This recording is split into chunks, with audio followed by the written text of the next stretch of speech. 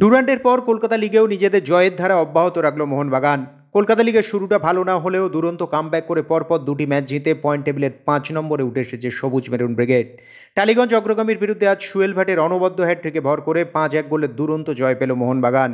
এদিন ম্যাচের প্রথমার্ধ গোলশূন্য থাকলেও দ্বিতীয়ার্ধের 59, 63 এবং 70 মিনিটে পরপর 3টি গোল করে হ্যাটট্রিক করেন এই বাগান তারকা। এতদিন চুপ থাকলেও আনোয়ার আলী প্রসঙ্গে এবার মুখ খুললেন সঞ্জীব গোয়েঙ্কা। তার মতে আনোয়ার এখনো মোহনবাগান শিবিরেই রয়েছেন। নানান প্রশ্ন উঠলেও আনোয়ার যে মোহনবাগান ছাড়তে চেয়েছেন তা এখনই মানতে নারাজ সবুজ মেরুন শিবিরের এই কর্তা। বরং আনোয়ারের সঙ্গে যে তাদের সম্পর্ক অত্যন্ত ভালো সেই কথাই বারবার উঠে এসেছে সঞ্জীব গোয়েঙ্কার মুখ থেকে। তিনি নিজেও আনোয়ারকে অত্যন্ত পছন্দ করেন। এই পরিস্থিতিতে তাড়াহুড়ো নয়, বরং ধীরে চলো নীতিতেই এগোতে চান তিনি। গত সোমবার মোহনবাগান দিবসে ক্লাব তাঁবুতে পা রেখেই সমর্থকদের আবেগ ও ভালোবাসার আঁচ পেয়েছিলেন জেমি ম্যাকলারেন। তাকে ঘিরে সমর্থকদের উচ্ছ্বাসও ছিল চোখে পড়ার মতো। আজ আরপিএসজি অফিসে মোহনবাগান সুপার জায়ান্ট কর্ণধার সঞ্জীব গোয়েঙ্কা এবং সবুজ মেরুন কোচ হোসে মলিনার সঙ্গে এক সাংবাদিক সম্মেলনে সে বিষয়ে নিজের মুগ্ধতার কথা জানান 5 বারের সোনার বুট জয়ী এই অস্ট্রেলিয়ান তারকা।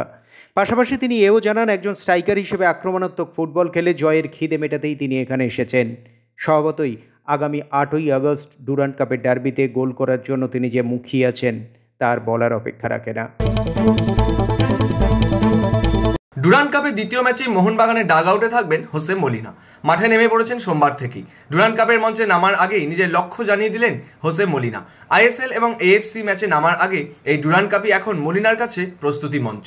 পূর্ণ শক্তি নিয়েই এই প্রতিযোগিতায় নামতে চান তিনি।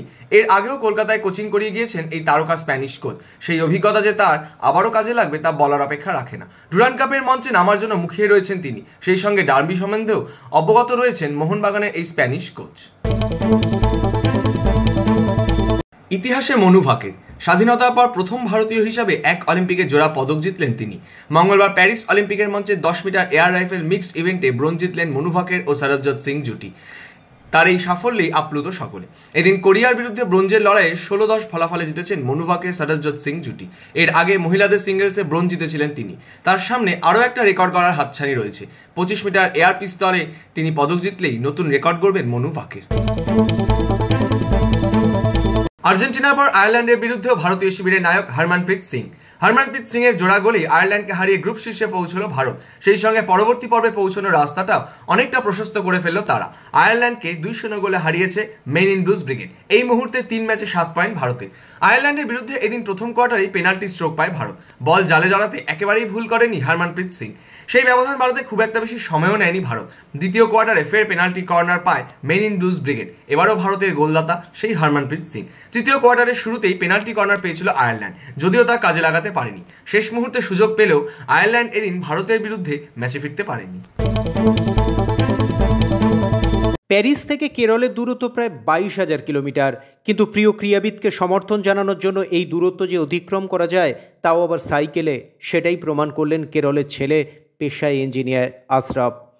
টোকিও অলিম্পিকে জ্যাভলিনের সোনাজয়ী নীরজ চোপড়াকে সমর্থন জানাতেই 2 বছর ধরে বিশ্বের 30টি দেশ অতিক্রম করে আশরাফ শেষ পর্যন্ত পৌঁছে গেলেন প্যারিস অলিম্পিকে।